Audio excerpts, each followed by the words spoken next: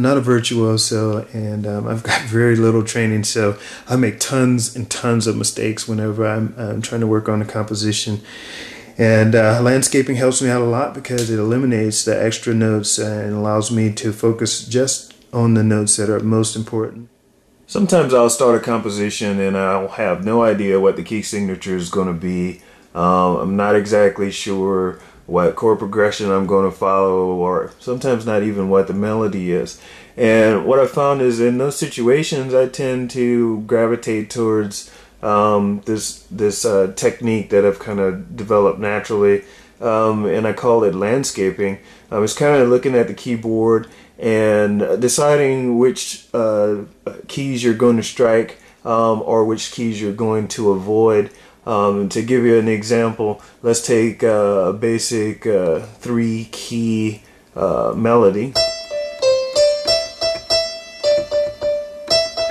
Okay, Mary Had a Little Lamb, and basically if you take a look, you know, the keyboard sort of fills out like this landscape. It kind of provides this pattern for you to fit into. If you go up an octave, and you see the same 3 keys. You go down an octave, you see the same 3 keys, and if I confine myself to those three keys, then I can actually start to work out what I'm going to do. And let's say I'm going to jazz up Mary Had a Little Lamb a little bit.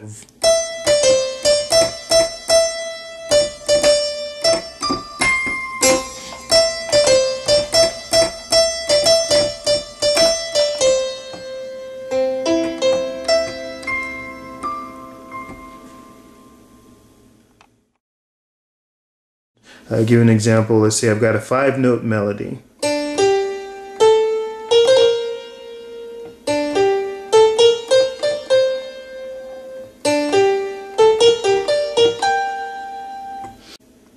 So let's say we have that melody in mind, and we want to expand the number of notes that we can play. Well, that was a 5-note melody.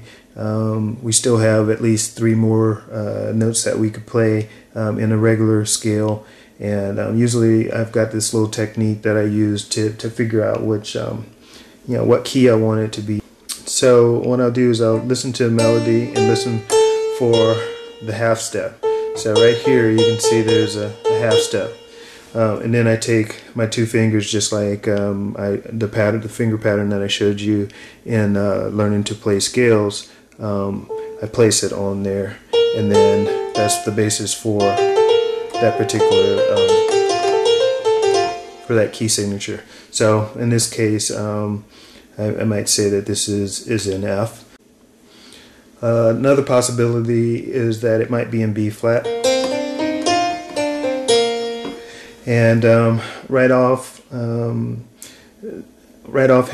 the first thing I notice is that I'm skipping this 1 note, and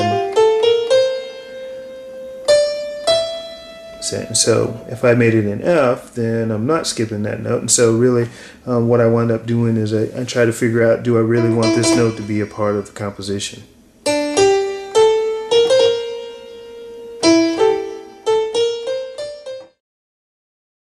I try to find the notes that might actually sound kind of interesting to transition to or from. I should say keys, because some of them will be half notes. And so give you an example.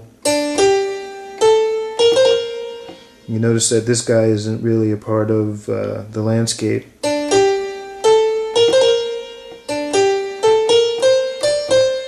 And now it is. Okay, what I did there was I knew that I needed to, this was going to be a part of, this note was going to be a part of the melody, and I hit this key because I wanted to lead into that note. It sounded a little bit different. It added a little bit of flavor, and so what I found is that as I continued to increase the scope of the landscape, I can add in notes as long as they tend to work with the melody. So, for instance, I could work with this guy if I'm leading into this guy.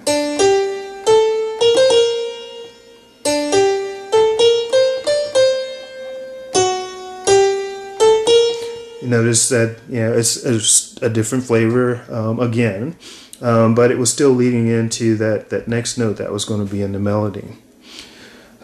So that's landscaping. There's still a little bit more to talk about. What I found is that you can go into you can increase the scope of your landscape to include all of the notes.